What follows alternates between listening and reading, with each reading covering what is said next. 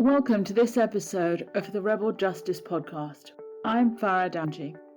I'm one of the three women who started the View magazine, and I'm formerly an incarcerated woman. Today we're talking to Lisa Guenther, renowned academic who's spent a large amount of her academic life researching segregation and the effects of solitary confinement, which are tantamount to torture, on prisoners and people held in custody.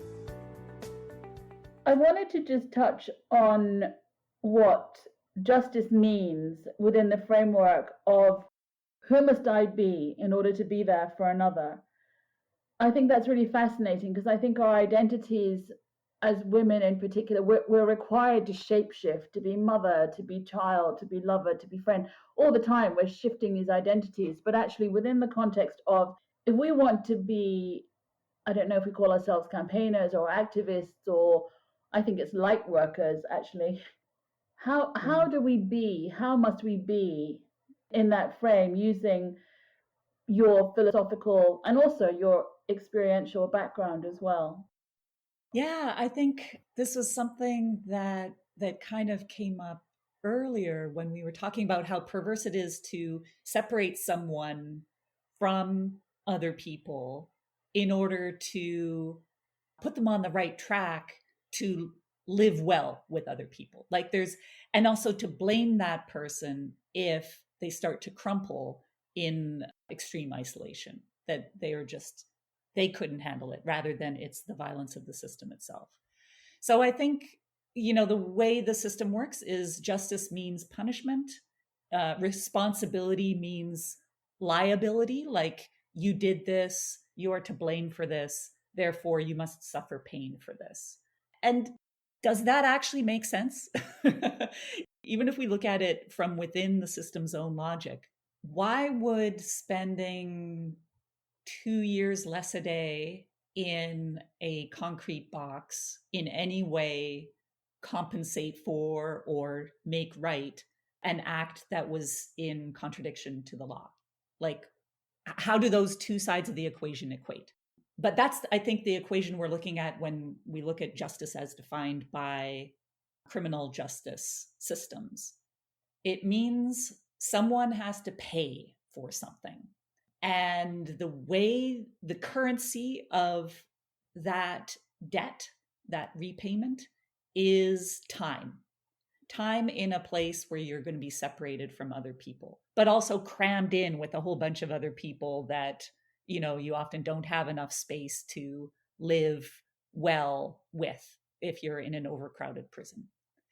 And I think what I have learned from observing and participating in transformative justice movements and restorative justice practices and abolition movements more broadly is a sense of justice as connection, as building and rebuilding relationships, as like accountability, not as you did this, therefore you have to pay for it, but an invitation and also ethical pressure to give an account of yourself. We harm other people all the time, sometimes deliberately, sometimes not, sometimes in ways that are criminalized, often in ways that are not.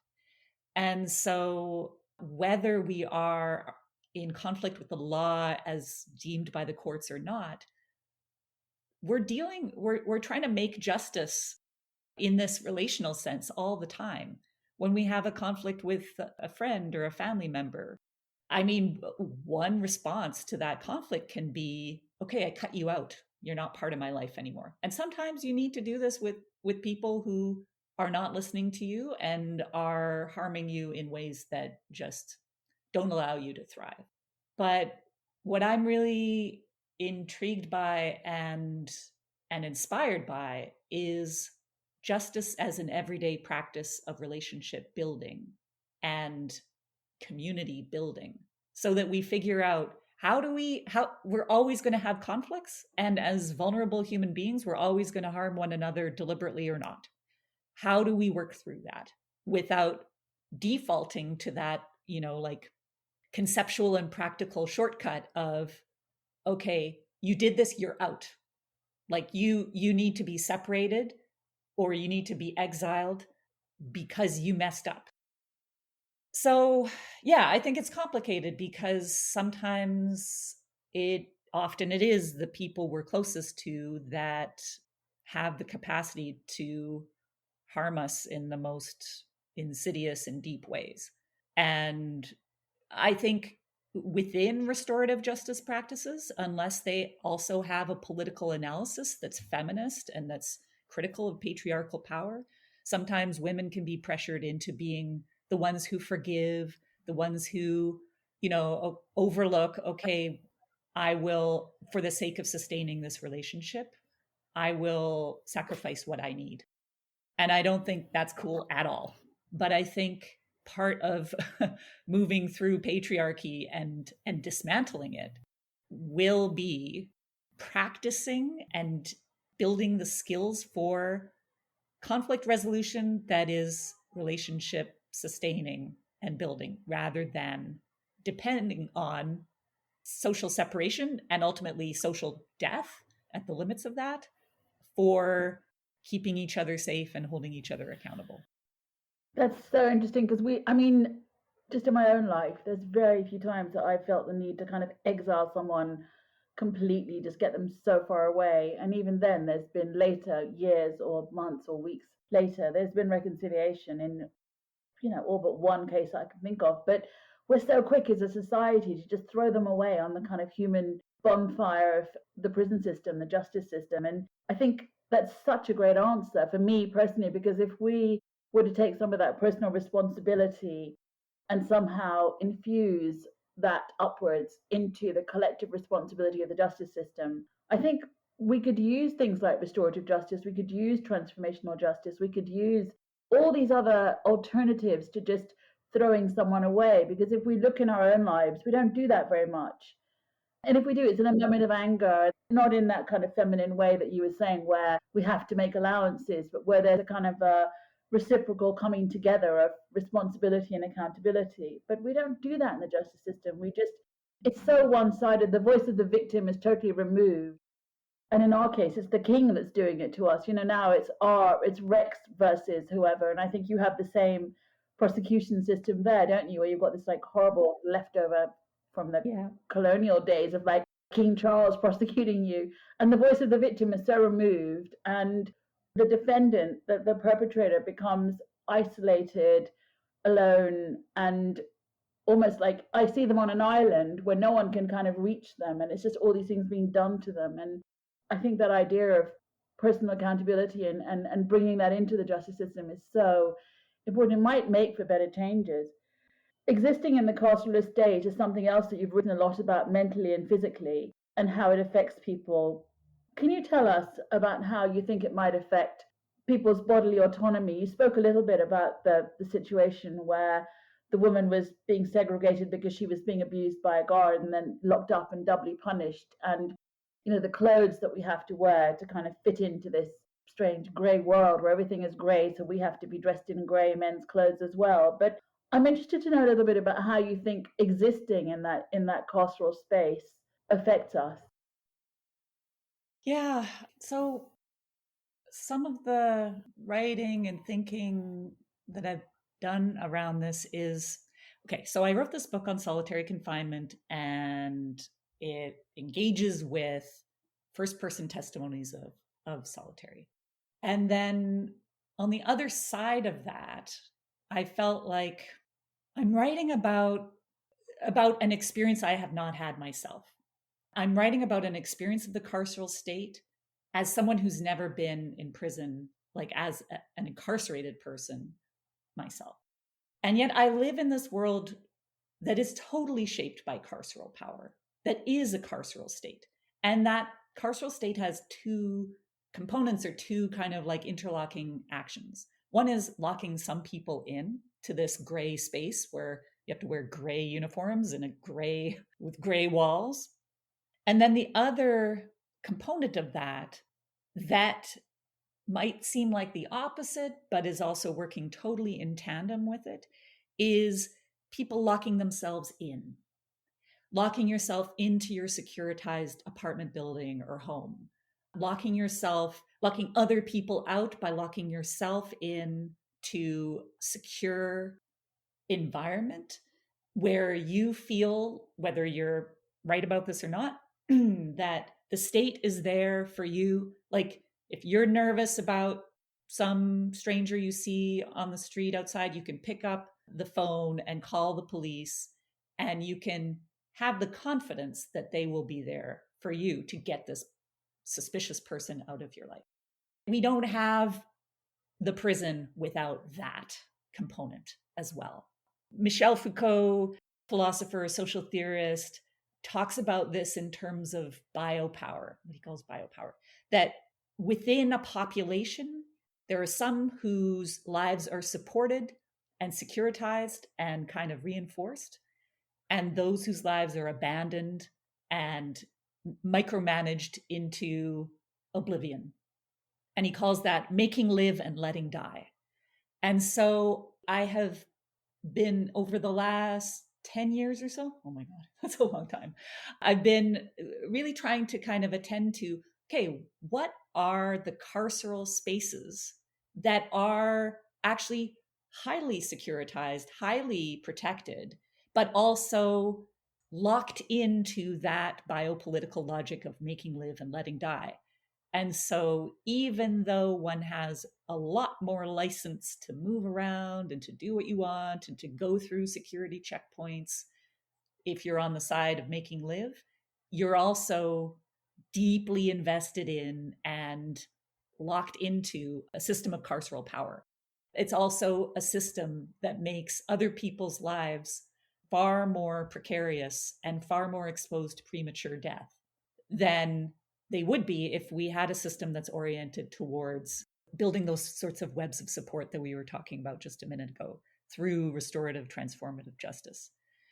So, yeah, I think that there are ways in which our relationship to bodily autonomy, like, do I get to choose what happens to my body? Do I get to control the integrity of my body? That plays women off one another who are on different sides of this social chasm, making live and letting die. And one of the ways that I see this happening is through what some people call carceral feminism. And it comes out of anti-violence movements within feminist organizations, advocating and for like addressing a very real problem, which is, for example, a woman calls the police thinking that they will come to her aid in a domestic violence situation, and they do nothing. Like, they don't arrest the abuser. If anything, they take his side. They might abuse her further, and it makes her situation worse. And so there is this kind of impetus in some feminist organizations organizing around domestic violence and intimate partner violence to increase punishments for abusers, to increase a kind of reliance on the carceral state systems of punishment to keep women safe. One of the insidious knock-on effects of this has been that if police if they have to by law arrest someone when they come to a scene of intimate partner violence, and they can't decide for whatever reason, given their perspective, who is the perpetrator, who is the victim, they'll arrest both people. And so relying on the state and state violence to keep women safe has not been a very effective strategy for most women.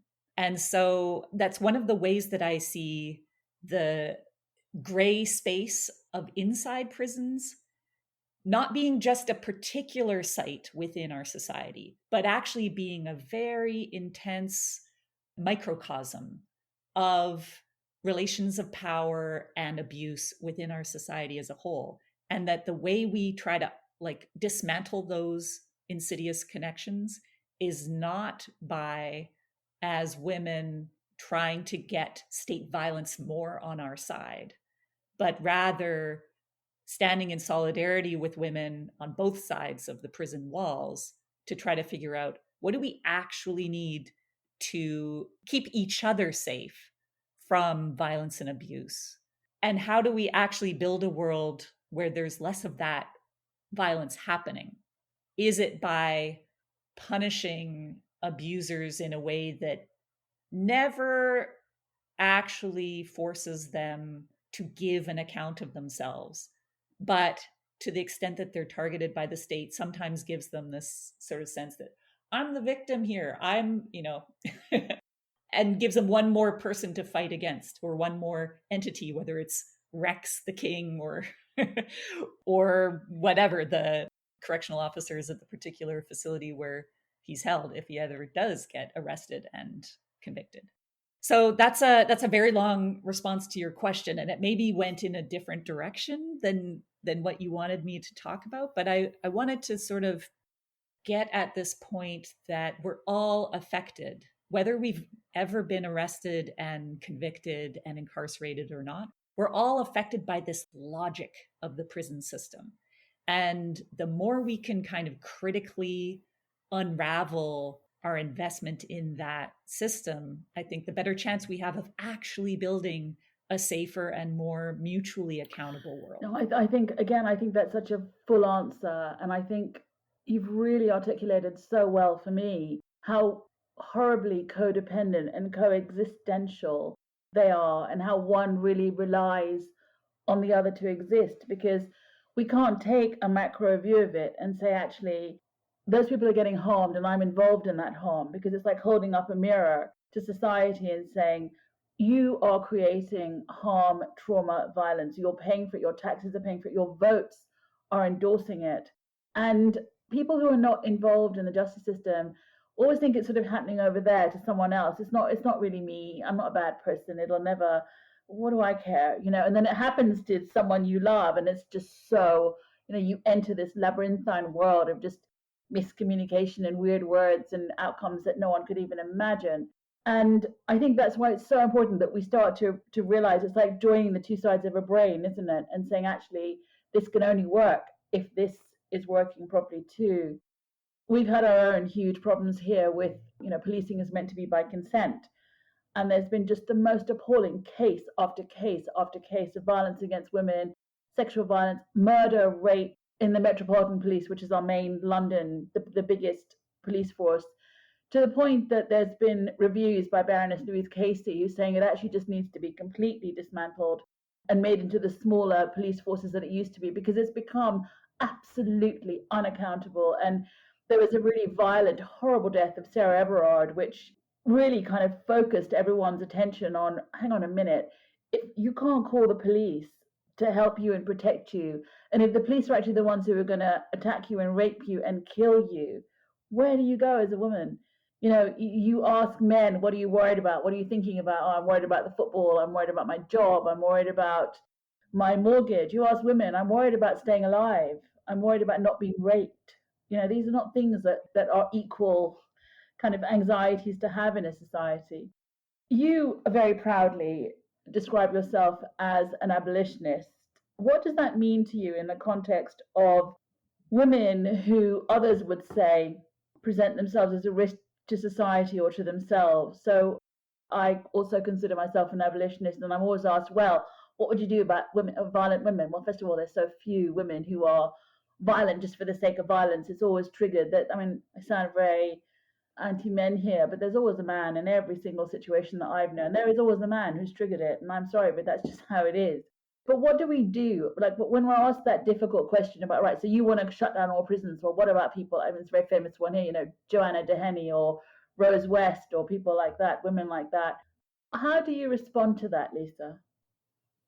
Well, it is a question that you constantly get asked if you take a stand as an abolitionist.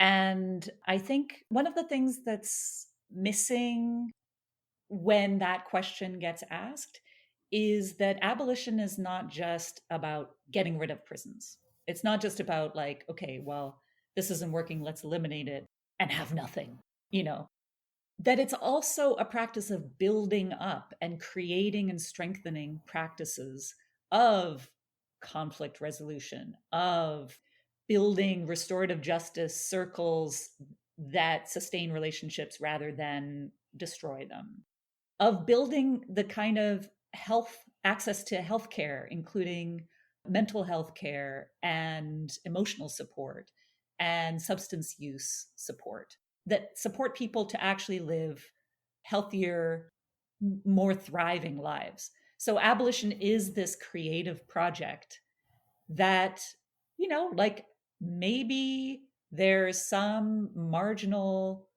0.1% of women who can never be reached by any sort of supportive practice. We're just determined to destroy the lives of others. But I think the phantasm of the sociopath who just, like has as their one goal the destruction of the lives of other people, it justifies a very coercive, very destructive, actually, even arguably sociopathic system that doesn't actually fulfill the promises it makes to people. But somehow those promises still keep hanging in the air, so that often when police or prisons are seen to be corrupt, then the call is for more police or somewhat different police, bigger or smaller, or, more geographically dispersed prisons. And I think we actually need to take seriously and look at seriously at the whole logic of the system, which is not just a logic within particular institutions, but a social logic that affects all of us. And so that's usually, at that point, the other person has usually walked away because I've been talking for 15 minutes and going in different directions. But the long story short, I think it's a creative practice as well as a matter of dismantling the institutions we have, and that it's a world building practice. And we can't let the fear or the alibi that there are some people who are unreachable by supportive practices make the whole project fail. Because abolition is also a horizon. It's an orientation. It's something that we work towards, not something that we assume we're even ready for as a society. We have to build up our skills, build up our relational muscles to be ready for a world without prisons. Yeah, and I think it's also about starting to look at, you touched on this, public health solutions, justice reinvestment, diverting funds away from the criminal justice system. There was a few weeks ago, where every single day there was another story about a Met police officer and abuse, a Met police officer and murder, a Met police officer and rape, every single day. And every single day the narrative is just, oh, it's a bad apple, it's a bad apple, it's a bad apple. How many bad apples? And the whole thing about bad apples is that they rot the whole barrel of apples, which is the end of the story, but no one ever gets to that. So yes, I think you're right. We have to really look at dismantling and keeping this overarching framework. But it also, to me, abolition isn't a goal, it's a way of being. It's a state of being rather than just, shut down the prisons, let everyone out. I mean, that's not going to solve the problem. It's got to be, you have to start looking at the underlying reasons why women in particular offend, what the drivers are, because they're very different from the way that men offend and the reasons that men offend, and actually looking at how we can fix those deep-rooted social injustices that then cause women to get into bad relationships that make them offend, to get into drugs or alcohol, to get into coercively controlling relationships, to get into bad states of mind mentally, that this is the only option. So I think you're right. I think there's so much in what you've said that is so hopeful, really, and looking at it as kind of a long-term, not a linear goal, but more like a kind of a spatial, creating a state for it, kind of a presence. So here we have a justice secretary who, the latest one is just another appalling, just, I don't know where they find these people. They pick the person at the bottom of the list. So we've got one at the moment. He's just come out with more ridiculous rhetoric, and I can't wait for the next election, because the next one I think is going to be the first Asian woman Justice Secretary, Shabana Mahmood, who's actually my MP in Birmingham, and she's an amazing woman, and it would be brilliant if someone like her could, she understands the law, she's a barrister, she's actually got some experience, not just, white middle-class male Justice Secretary again. So here we have Alex Chalk. I don't know who the present Justice Secretary is there, or what the title is, but if they said, Lisa, we've decided to make you Justice Secretary, what would be your What would you plan? How would you change the system as it is? Well, it's such a tantalizing fantasy. And at the same time, I think I'm more inclined, like, given the importance of perspectives of people with lived experience to make decisions that affect their own experience, I think my move would be to open up the decision making capacity to a collective process that would actually involve people who have been in prison, who know that system from the inside out. So I think the abolitionist move there, like, and the most powerful move there would be actually not to be like, I decide this is the thing. My decision would be to pluralize and ground decision making power, and to listen to the expertise of people who have been in that system and have witnessed and experienced its brutality from the inside out, not as guards, not as wardens, but as incarcerated people. Yeah, so I think that would be the way I would want to such use a that fantastic power. answer. That's just such a great answer. Thank you so much.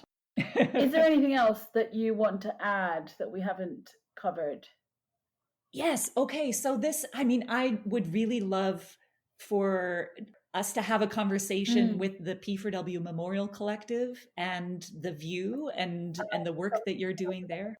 So the P4W Memorial Collective is a group of women who are in prison at the what used to be the one and only federal prison for women in Canada.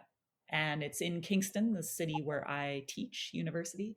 And actually, the university I work for owned the prison for 10 years after it closed down. So it closed down in the year 2000. And since it closed down, due to a number of factors, there was a series of suicides in the prison. Women lost their lives due to intolerable conditions in the prison. There was also an uprising in the prison that was put down by an emergency response team that stripped the women naked and shackled them and left them on the floor for 7 hours.